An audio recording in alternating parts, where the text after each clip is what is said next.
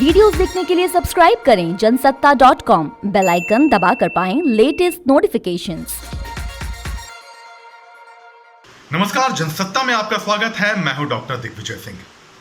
15 अगस्त 1947 से पहले जब अंग्रेज भारत छोड़कर जाने के लिए राजी हुए तो उन्होंने न सिर्फ भारत के दो टुकड़े कर दिए, भारत और पाकिस्तान की शक्ल में, बल्कि सैकड़ों रियासतों को भी ये कहते हुए आज़ाद कर दिया कि भाई तुम्हारी मर्जी, तुम चाहे भारत में मिलो, पाकिस्तान में, या फिर आज़ाद रहो। अब जाहिर है ऐसे में भारत और पाकिस्तान दोनों ही की कोशिश थी कि ज़्यादा से ज़्यादा रियासतें उनमें मिल जाएं। भारत को ज़्यादा बड़ी कामयाबी मिली, कुछ रियासतें आसानी से मिल गई, बल्कि ये कहें कि ज़्यादातर रियासतें आसानी से भारत में मिल गई, कुछ ने दिक्कतें पेश की।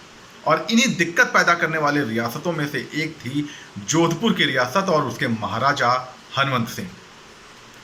कैसे जोधपुर भारत में मिला, क्या मुश्किलें आईं और क्या थी ये पूरी कहानी, यही बता रहे हैं हम जनसत्ता की इस खास रिपोर्ट में।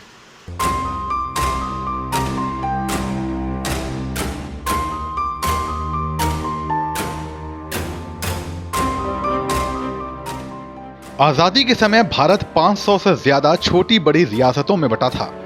आज़ादी के बाद सरदार वल्लभ भाई पटेल और पंडित जवाहरलाल नेहरू के लिए देसी रियासतों को भारत में शामिल करना किसी चुनौती से कम नहीं था, क्योंकि महाराजा लंबी चौड़ी शर्तें भी रख रहे थे। इसकी जिम्मेदारी सरदार पटेल ने ली और वो वीपी मेनन के साथ मिलकर राजा, रजवाड़ों, निजाम और महाराजाओं से मुलाकातें करने लगे।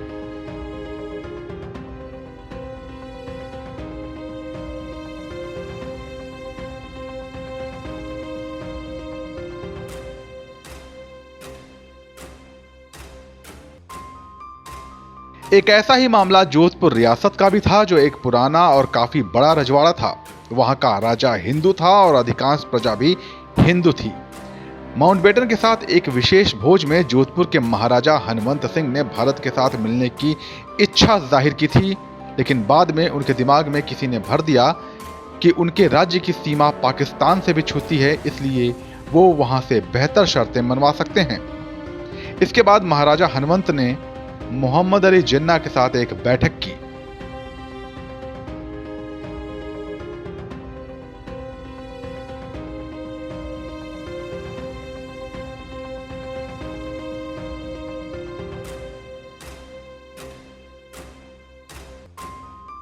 बैठक में जिन्ना ने महाराजा के सामने कराची के बंदरगाह की सुविधा देने, हथियारों की निर्बाध आपूर्ति और अकाल पीड़ित जिलों के लिए खाद्यान्न की आपूर्ति का भरोसा दे दिया।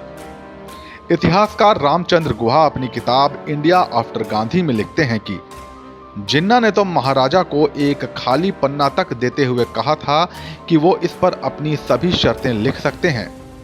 भारत को यह आशंका थी कि अगर ऐसा हुआ तो जयपुर और उदयपुर भी उसके हाथ से निकल जाएंगे।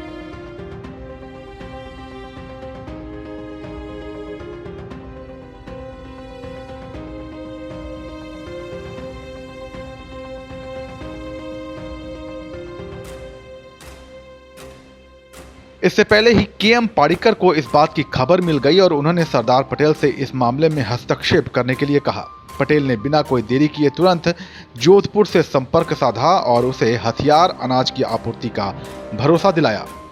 महाराजा की अपनी प्रजा और उनके अधीनस्थ सामंतों ने कहा कि वो एक मुस्लिम देश के साथ तालमेल बिल्कुल नहीं बिठा सकते।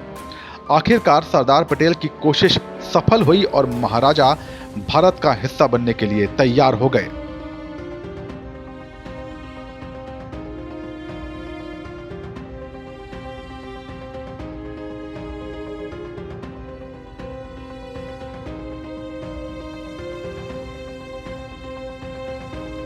जोधपुर के महाराजा हनुमंत सिंह ने आखिरी समय तक अपना नाटकीय हाव भाव जारी रखा। वॉइसरॉय के कार्यालय में जब उनसे विलय पत्र पर हस्ताक्षर करने के लिए कहा गया तो उन्होंने अपनी पिस्तौल अचानक वॉइसरॉय के सचिव पर तान दी, लेकिन कुछ ही मिनटों में उनका गुस्सा शांत हो गया और उन्होंने विलय के दस्तावेज पर हस्ताक्षर कर दिए। इस पूरे किस्से पर आपकी क्या राय है, हमें कमेंट सेक्शन में जरूर बताइए और ऐसे ही दिलचस्प सियासी किस्सों के लिए बने रहिए जनसत्ता के साथ।